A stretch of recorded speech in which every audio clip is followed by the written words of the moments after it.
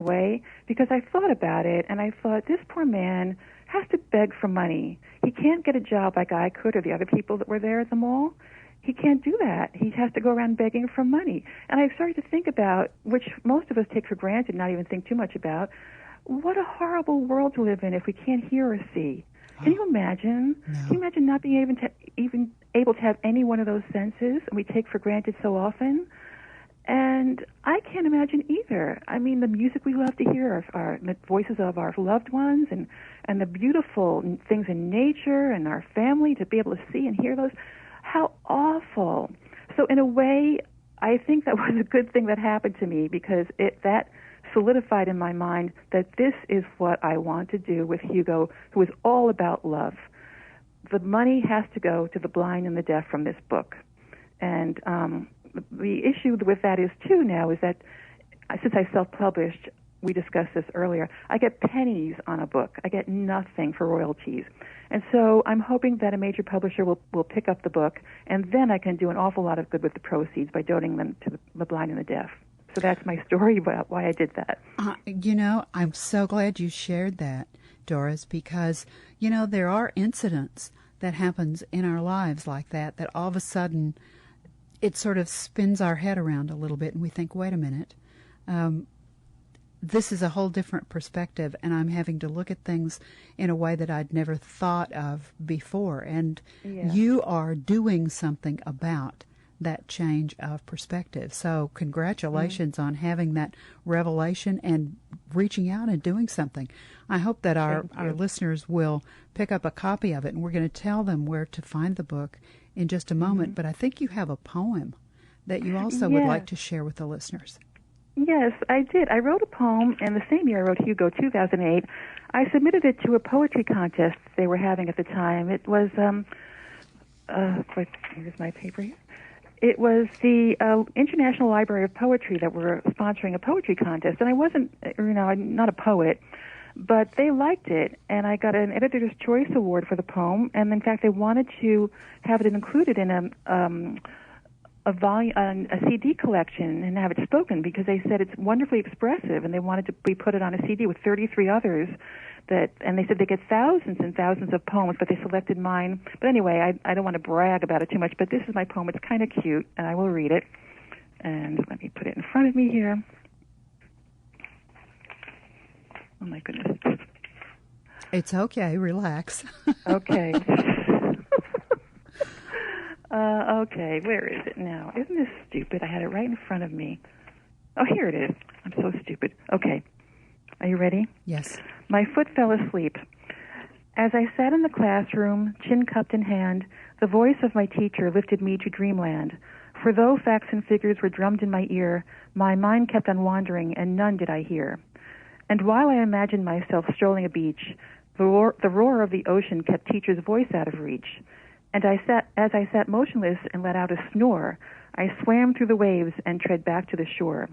Who could imagine, as I explored oceans deep, that here in the classroom my foot fell asleep? As I scuba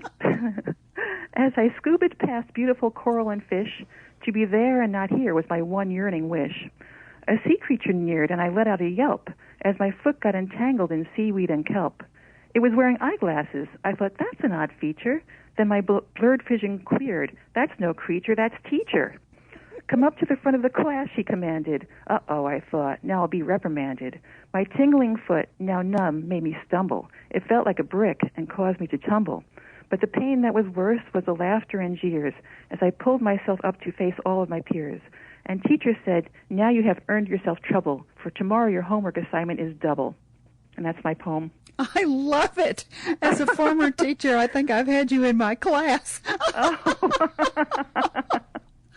Now, Doris, you are really very interesting. You've told me you're not a writer, and yet you've written a book. You've told me you're not an artist, and yet you've illustrated a book. You've told me you're not a poet, and yet you have an award-winning poet. I have news for you. You are a writer, an illustrator, and a poet. Oh, thank you, Suzanne. My pleasure. Now, let me tell our listeners where they can find Hugo. Now, the full title of the book is Hugo, the Loveable, Huggable Huggable, Huggable Orangutan, Orangutan. All you have to do is go to Amazon, put the title in the search feature, and here's Doris's last name, and let me spell all of this for you. By Doris, Doris, McKenzie, capital M, small c, capital Kenzzie. Click on it. It comes right up. There's Hugo. And in the upper right-hand corner of that representation of the cover of the book, you'll see the two words, look inside. If you click on those two words, magic happens. The book opens electronically, and you can read an excerpt from Hugo. Now, you can also get it where there are some other spots if people don't want to buy from Amazon, and sometimes they don't because it's such a giant in the marketplace, so they like to give other people business. I know it's available some other places. Doris, tell me where. Yes, BarnesandNoble.com also, and also, surprisingly, Walmart.com sells it, and LifeRich Publishing, which published my story, they have it there too. This is just so much fun, and, you know, your message is complex. It's a lovely message using a wonderful animal and a wonderful situation, and the fact that he's a hugger, and I think we're all really quite hungry to be able to hug other people and even shake their hands. We don't touch one another right now because we're so afraid of each other. I think a book like Hugo that talks about him taking people into his wonderful healing embrace, because that's exactly what it is so needed right now. And I think that kids especially need to hear some positive messaging. And I'm wondering, this is a wonderful children's book.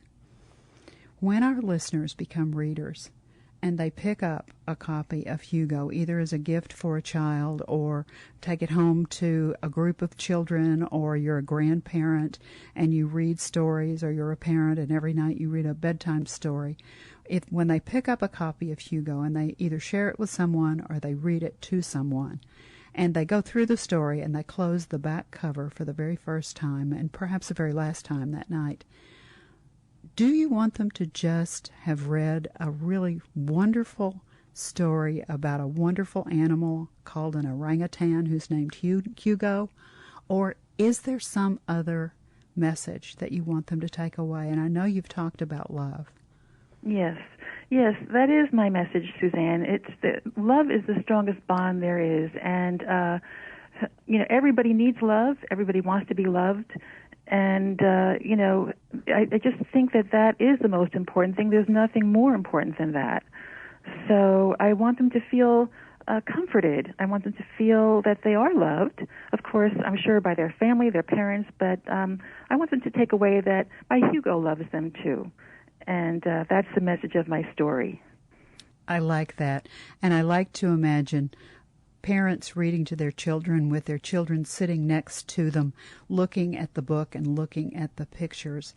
And I just think that makes me feel like that sort of creates a bond and an image and a memory that a child, I don't think, would ever, ever forget. So I think that's one of the reasons that I hold children's book writers in such high esteem, is that you create memories for children that last with them their whole life long.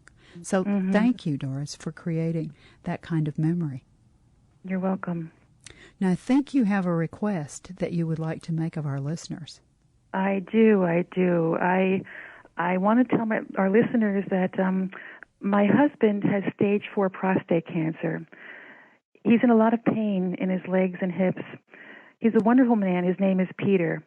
And I believe firmly in the power of prayer. And I humbly ask anybody who's listening to please say a prayer for him, and if they would even keep him in their prayers, because I really believe that prayer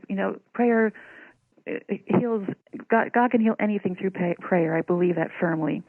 And I just hope that, I hope that I just want to say that I don't know how to put this. I'm stumbling over my words. It's all right. But anyway, he's a wonderful man. My husband's a wonderful man, and he is not only always willing to help others, but he actively seeks out ways to help others. He's also a funny man. He's very gregarious, and I just love him so much, and I'm asking for prayers.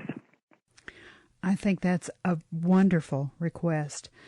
Your whole theme for while we've been talking is about love, and you've just expressed love for your husband, and you want hope for your husband. And I think that that's part of what prayer brings us, is some comfort and some hope. Doris, it's just been such a pleasure, and I can't wait for us to talk about the next book that you publish. Thanks so much for being my guest today on Books on Air. Thank you, Suzanne. I appreciate it.